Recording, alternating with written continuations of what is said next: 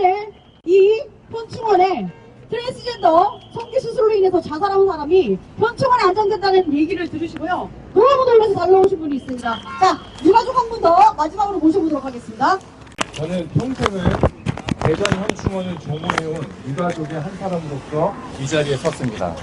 미국 워싱턴 DC 알링턴 국립묘지 한국전쟁 기념관에는 이런 말이 새겨져 있습니다. Freedom is not free.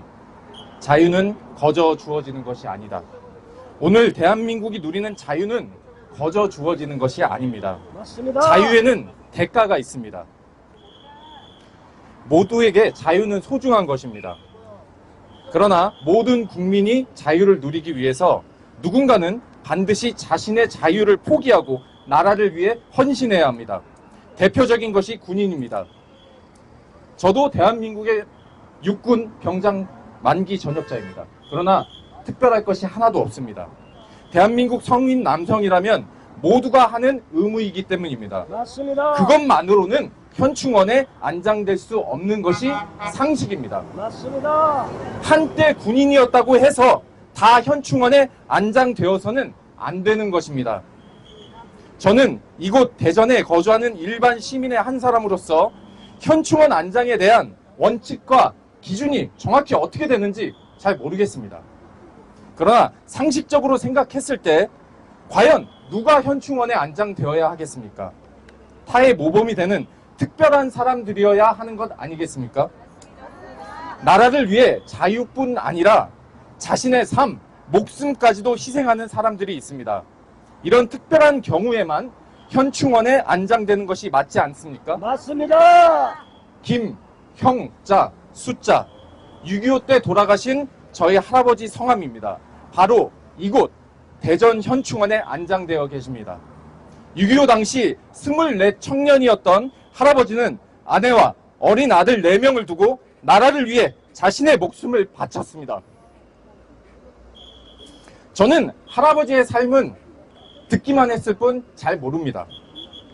그러나 남편이자 아버지를 조국에 바친 할머니와 아버지 그리고 작은 아버지들이 가장의 부재로 인해 한평생을 얼마나 힘들게 살았는지는 잘 알고 있습니다. 그것이 남은 유가족의 눈물 어린 삶입니다. 자신의 자유뿐 아니라 자신의 목숨까지 나아가 가족의 장래까지도 이 나라 대한민국을 위해 바친 국가의 영웅들이 이곳 현충원에 잠들어 있습니다. 저는 이곳에 계신 여러분께 몇 가지 묻고 싶습니다. 첫째, 변희수 씨는 과연 그 목숨을 국가를 위해 희생했습니까? 아닙니다. 타의 모범이 되는 특별한 경우입니까? 아닙니다. 둘째, 대한민국 성인 남성이라면 누구나 자신의 자유를 희생하여 국방의 의무를 집니다. 여기에는 당연하게도 신체의 자유가 포함되어 있습니다. 군인의 신분으로는 자기 몸이라 할지라도 자신의 마음대로 할 수 없는 것이 상식입니다. 과연 변희수 씨는 군인의 신분에 맞게 자신의 자유를 국가 수호를 위해 내려놓은 것이 맞습니까? 아닙니다. 셋째, 마지막으로 한 가지 더 묻겠습니다. 이곳 현충원은 개인의 정체성을 위해 싸우고 희생한 사람을 위한 장소입니까? 아닙니다. 아니면 국가를 위해 싸우고 희생한 사람을 위한 장소입니까? 국가를 위해서 싸운 사람입니다. 마치겠습니다. 네, 감사합니다.